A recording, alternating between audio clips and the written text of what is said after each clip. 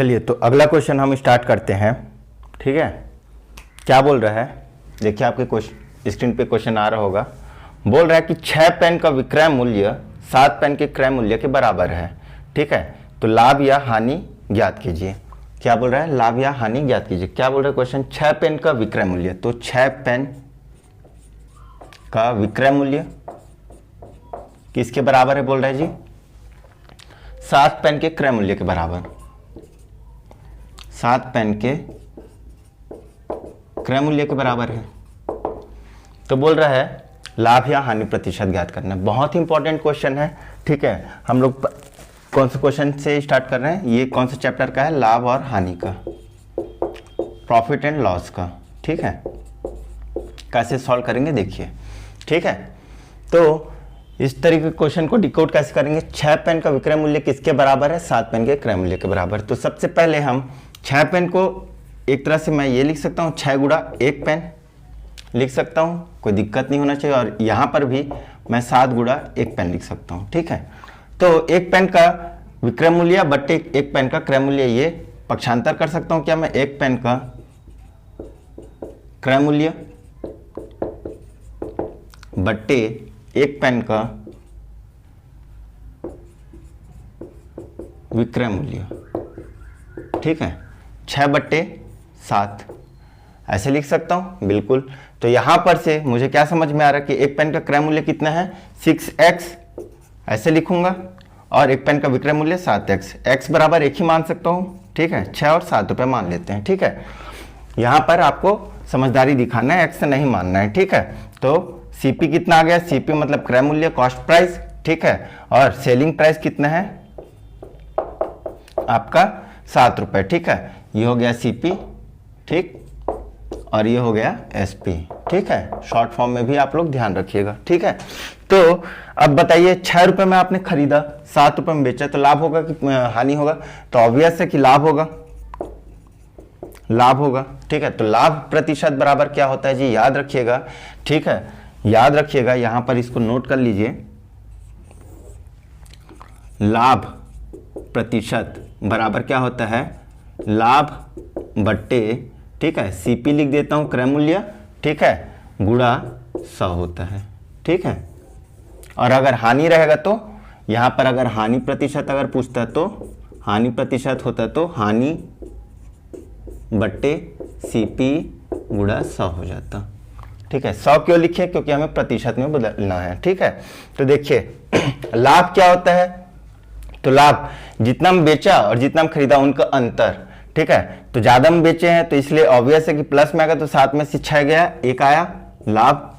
ठीक है, तो लाभ प्रतिशत बराबर क्या आ जाएगा, 1 बट्टे CP कितना है जी 6 गुणा 100। ठीक है, 2 तिया 6, 2 50। ठीक है, इसको जब सॉल्व करेंगे तो कितना आ जाएगा 16 सही। ठीक है, कितना आएगा 16 सही 2 बट्टे 3%।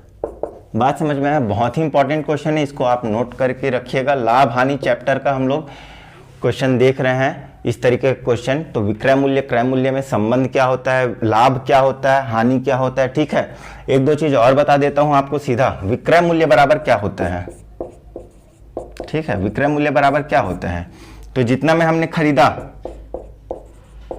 वस्तु को, ठीक है, खरीदने के बाद हमें उसमें जितने रुपए का प्रॉफिट लेना है या फिर लॉस लेना है, लाभ लेना है या हानि लेना है, उसको हम लोग प्लस माइनस करेंगे। P फॉर प्रॉफिट लिख रहा हूं यहां पर, और L फॉर लॉस। ठीक है, और बट्टे 100। ये P और L किस में दिया रहेगा, प्रतिशत में दिया रहेगा। ठीक है, तो ये होता है हमारे लिए फॉर्मूला। ठीक है, बात समझ में आया। तो इस तरह के क्वेश्चन को आपको सॉल्व करना है। ठीक है, चलिए तो फिर ये क्वेश्चन अगर समझ में आ गया तो आगे बढ़ते हैं।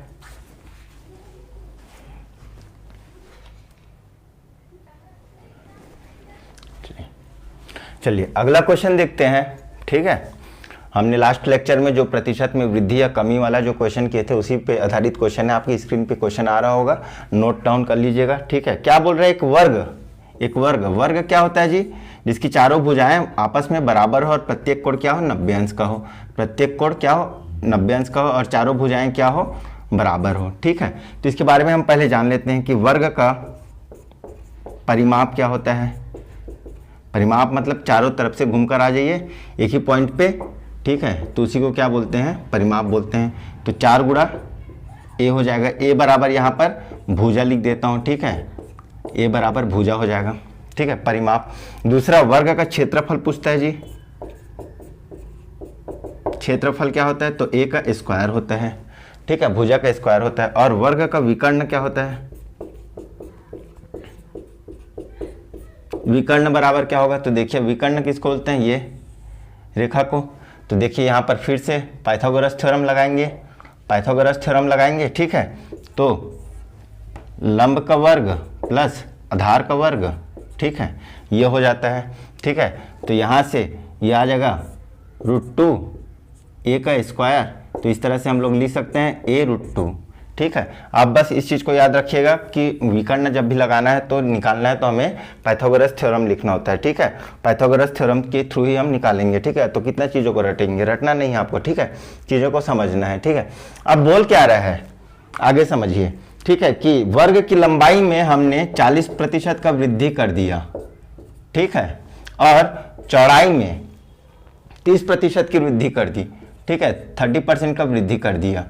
तो ऑब्वियस है कि अगर इसको हम ज़्यादा बढ़ा दिया और इसको कम बढ़ा दिए हैं, ठीक है, तो एक वर्ग किस में परिवर्तन हो जाएगा? आयत में परिवर्तन हो जाएगा, आयत में परिवर्तन हो जाएगा, ठीक है।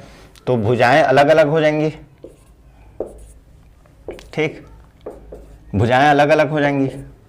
तो पूछ रहा है कि क्षेत्रफल में कितने प्रतिशत का वृद्धि हुआ, ठीक है, क्षेत्रफल में कितने प्रतिशत का वृद्धि हुआ। तो हमने लास्ट लेक्चर में ही डिस्कस किया था कि जब भी क्षेत्रफल परिमाप के बारे में किसी भी आकृति का प्रतिशत में वृद्धि पूछे तो कौन सा फॉर्मूला लगा देना हमें? Plus minus A plus minus B plus minus A into plus minus B divided by 100। बात समझ में आया?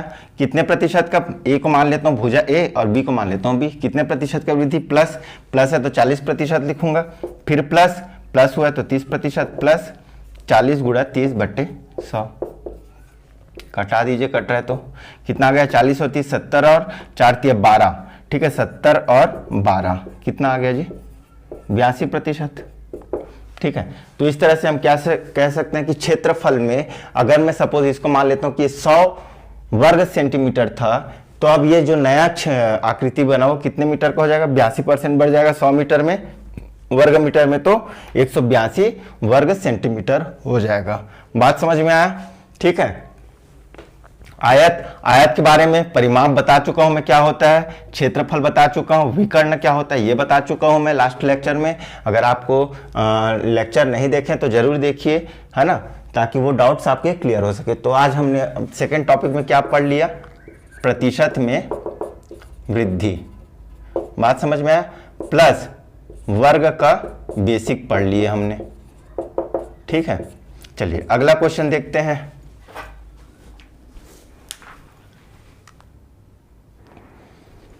चलिए अगला क्वेश्चन आपके स्क्रीन पे आ रहा होगा, ठीक है, नोट कर लीजिएगा।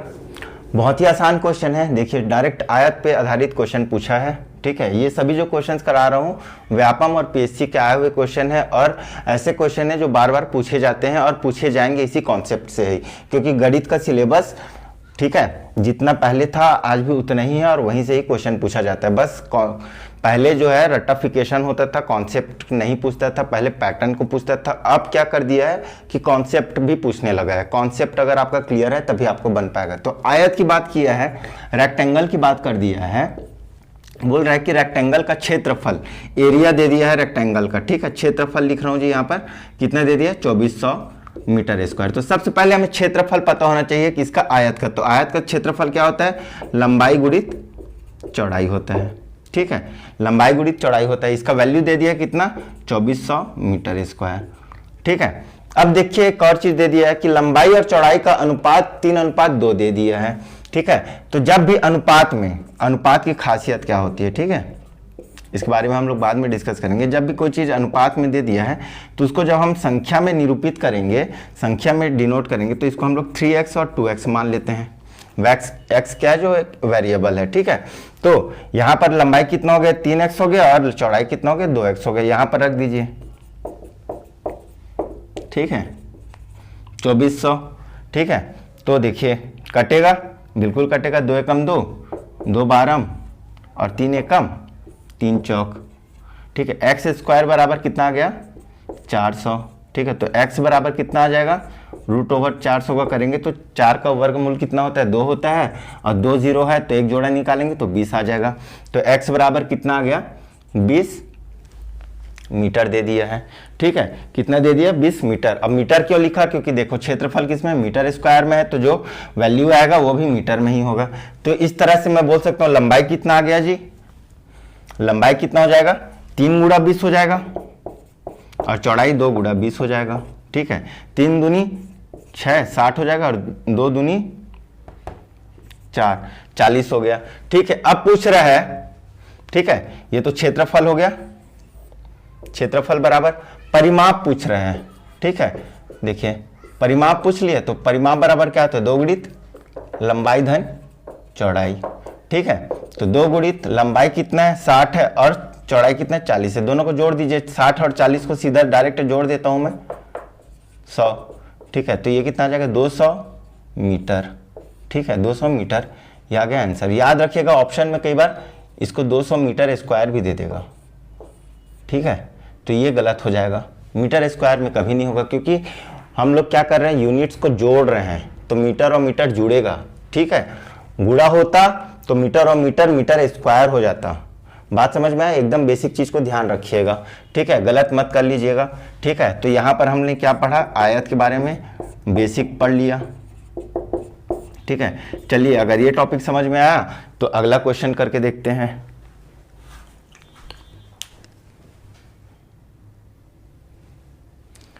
चलिए अगला क्वेश्चन आपके स्क्रीन पे आ रहा होगा, बहुत ही आसान क्वेश्चन है, ठीक है। कौन सी चैप्टर का है, अनुपात का है, रेशियो का है, ठीक है। इसके बारे में थोड़ा बहुत जान लेते हैं पहले, अनुपात क्या होता है, ठीक है।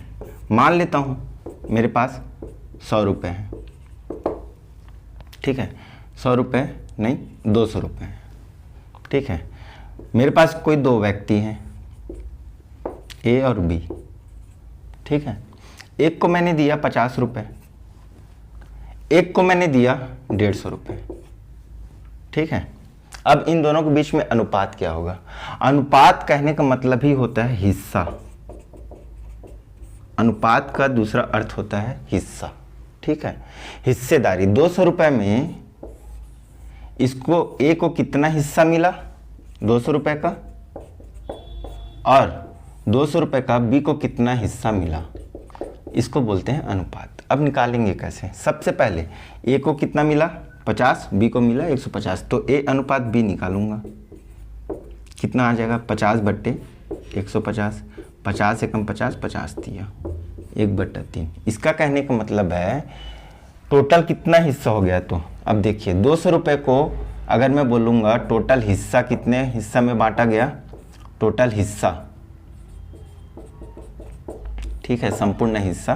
तो देखिए 1 और 3 कितना हो गया 4, 200 रुपये को मैंने टोटल 4 हिस्सा में बांटा, ठीक है, जिसमें से एक हिस्सा को ए को दिया और दूसरा हिस्सा को, जो बाकी जो शेष 3 हिस्सा है उसको किसको दिया, बी को दिया।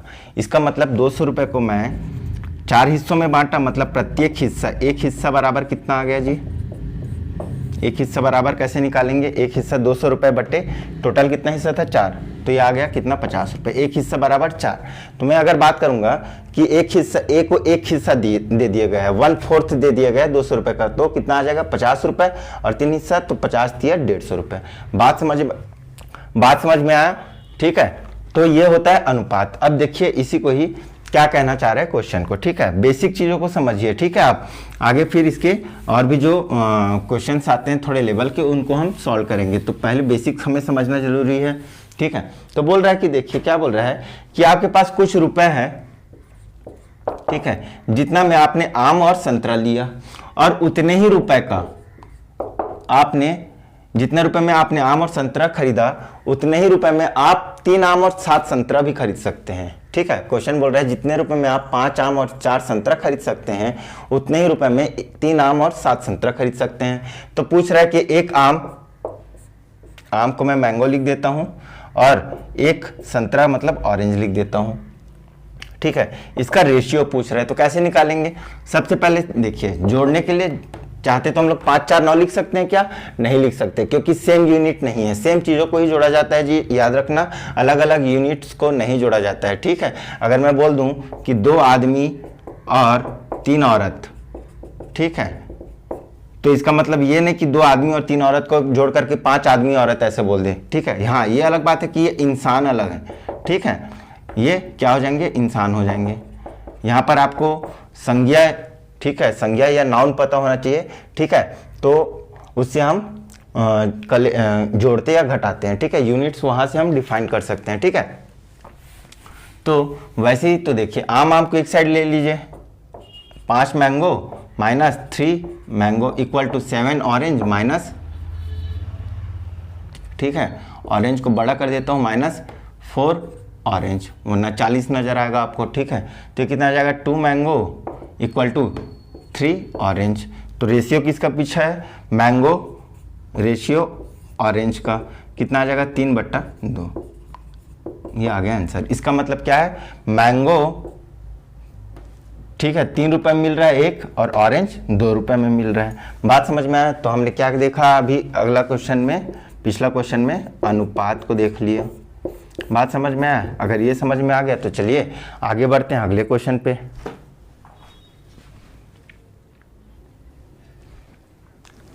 चलिए, अगला क्वेश्चन आपके स्क्रीन पे आ रहा होगा, ठीक है, नोट कर लीजिए। देखिए यहाँ पर क्या बोल रहे हैं, 70 का पूरक कोड क्या होता है? तो सबसे पहले हमें तो पूरक कोड पता होना चाहिए, ठीक है, और संपूरक कोड, 2 टाइप का कोड होता है। तो पूरक कोड क्या होता है? जिन 2 कोणों का योग 90 डिग्री हो, जिन 2 एंगल्स का सम क्या हो, 90 डिग्री हो, तो उसको बोलते हैं पूरक कोण। ये एक दूसरे के पूरक कोण हो जाएंगे। मतलब ए का पूरक कोण क्या हो जाएगा? बी हो जाएगा, बी का पूरक कोण क्या हो जाएगा? ए हो जाएगा।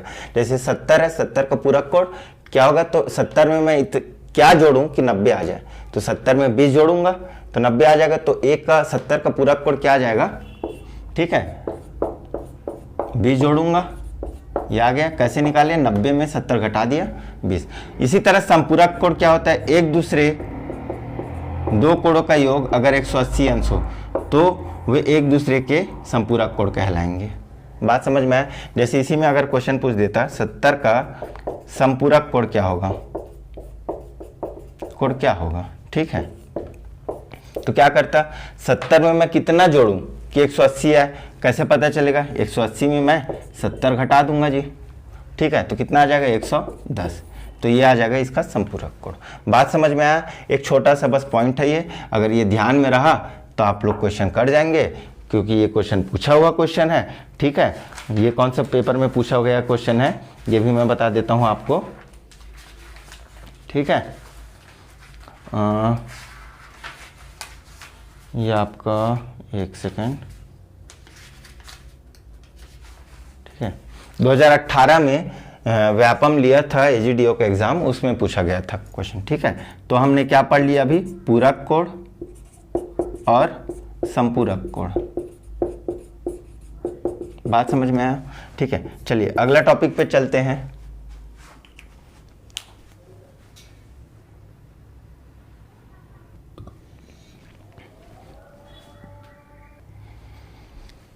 चलिए अगला क्वेश्चन, मोस्ट इंपॉर्टेंट क्वेश्चन, ठीक है, समबाहु त्रिभुज, ठीक है। तो समबाहु त्रिभुज होता क्या है? सबसे पहले त्रिभुज क्या होता है? जिसके 3 एंगल हो, जिसके 3 एंगल हो, ठीक है, और जिसकी 3 रेखाएं हो और आपस में एक दूसरे को प्रतिच्छेद करती हो, इसको बोलते हैं ट्रायंगल, ठीक है। ये बात समझ में आया?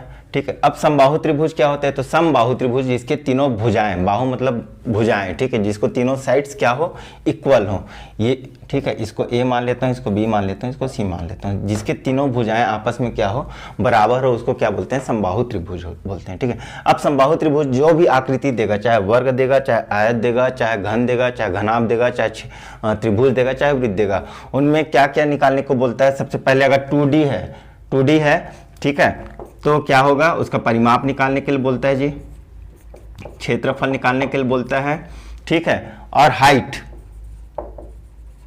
ऊंचाई ज्ञात करने के लिए बोलता है। ठीक है, वर्ग और आयत में जो लंबाई होता है वही उसका क्या होता है, ऊंचाई होता है।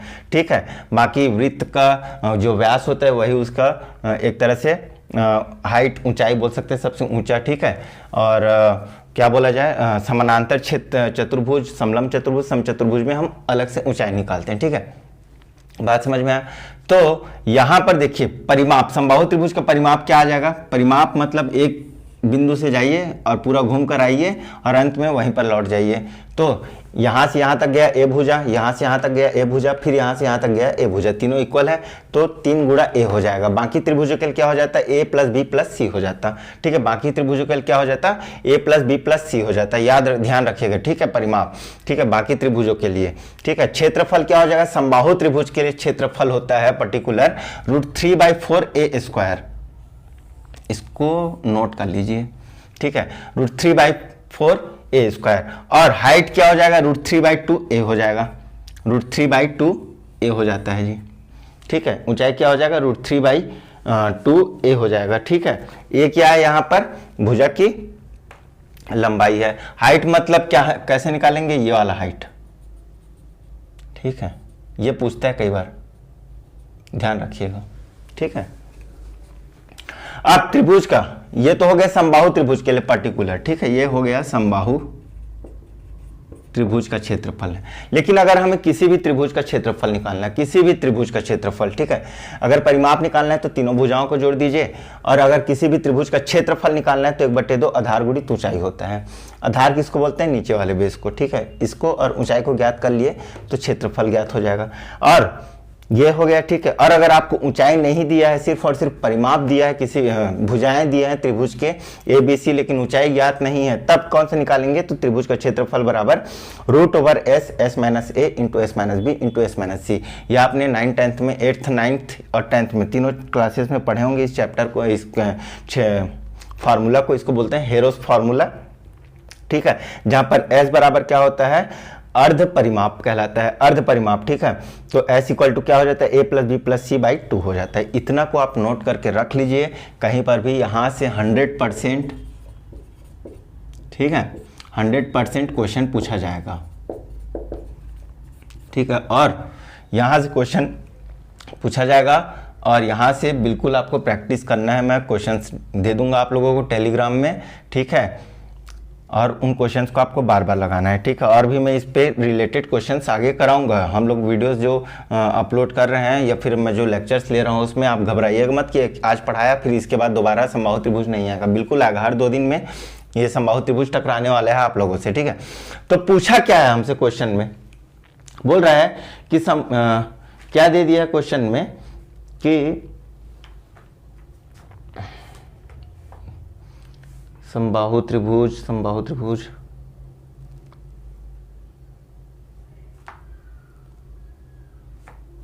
ठीक है। तो चलिए देखिए क्या पूछा है कि समबाहु त्रिभुज की ऊंचाई जो दे दिया है, हाइट दे दिया है, कितना दे दिया है, √6, ठीक है, सेंटीमीटर दे दिया है, √6 सेंटीमीटर दे दिया है। तो क्या पूछ रहा है, क्षेत्रफल पूछ रहा है।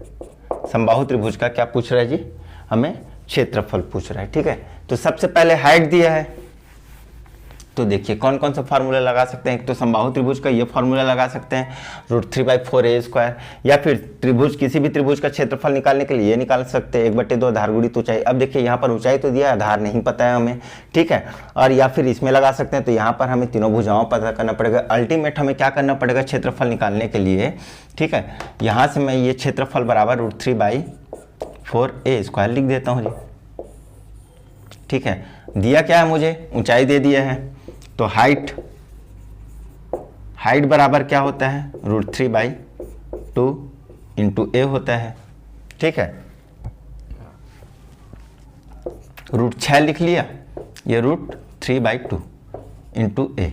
ठीक है, √6 को मैं √3 इंटू √2 लिख सकता हूँ। √3 कट गया। ठीक है, 2 इधर आ जाएगा, 2√2, ए का मान आ गया। ठीक है, अब ए का मान यहां पुट कर दो। ठीक है, तो देखिए हमने क्या किया, ये ए का वैल्यू है, इस ए का वैल्यू को हमने ए स्क्वायर में रख दिया। √3/4 इंटू 2√2² ठीक है, ए का वैल्यू है ये, ए का स्क्वायर कर दिया। ठीक है, अब इसको सॉल्व किया, √3/4, 2 का स्क्वायर कितना हो जाएगा 4, √2 का स्क्वायर इंटू में 2 हो जाएगा, 4 और 4 कट गया, कितना आ जाएगा 2√3 सेंटीमीटर स्क्वायर। बात समझ में आया? चलिए ठीक है, ये देखिए हमने छठा क्वेश्चन क्या कर लिया, समबाहु त्रिभुज का बेसिक क्वेश्चन कर लिया। ठीक है, अब चलिए अगर ये क्वेश्चन समझ में आ गया तो आगे बढ़ते हैं जी।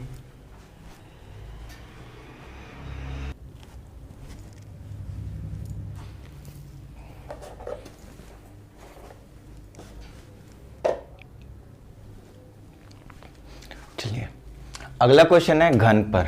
ठीक है, किस पर? क्यूब। इसको क्या बोलते हैं जी? घन बोलते हैं, इंग्लिश में क्यूब बोलते हैं। ठीक है, एक होता है क्यूब, एक होता है क्यूबाइट होता है। ठीक है, घन आप तो घन किसको बोलते हैं? ठीक है, तो घन किसको बोलते हैं? तो देखिए ये एक बॉक्स है मेरे पास। ठीक है, ये एक बॉक्स है। ठीक है, जिसके हाइट, ठीक है, जिसकी हाइट, ऊंचाई, चौड़ाई और ये लंबाई हो गया, ये ऊंचाई हो गया और ये चौड़ाई हो गया। ठीक है, ये तीनों के तीनों क्या होंगे? आपस में बराबर होंगे। जिसके, ठीक है, जिसकी लंबाई, ठीक है, जिसकी लंबाई, चौड़ाई और ऊंचाई आपस में क्या हो? बराबर हो, तो उसी को हम क्या कहते हैं? घन कहते हैं। ये कैसा आकार है? 3D आकार में होता है। ठीक है, ये कैसा आकार है? 3D आकार में होता है। ठीक है, तो सबसे पहले इसके भुजाएं कौन कौन से हो जाएंगी? तो 3 भुजाएं होती है इसमें, लंबाई, चौड़ाई और ऊंचाई। ठीक है, अगर ये तीनों सेम है, अगर ये तीनों सेम है, ये मान लेता हूं अगर, तो ये क्या कहला जाएगा? घन कहला जाएगा। और अगर तीनों भुजाएं आपस में इक्वल नहीं है, तीनों को तीनों अगर इक्वल नहीं है, तीनों में से कोई भी एक अगर इक्वल नहीं है, तो क्या कहलाएगा? वो घनाभ कहलाएगा। ठीक है, अब क्या पूछता है इसमें? घन का आयतन पूछता है, घन का संपूर्ण पृष्ठ का क्षेत्रफल और विकर्ण।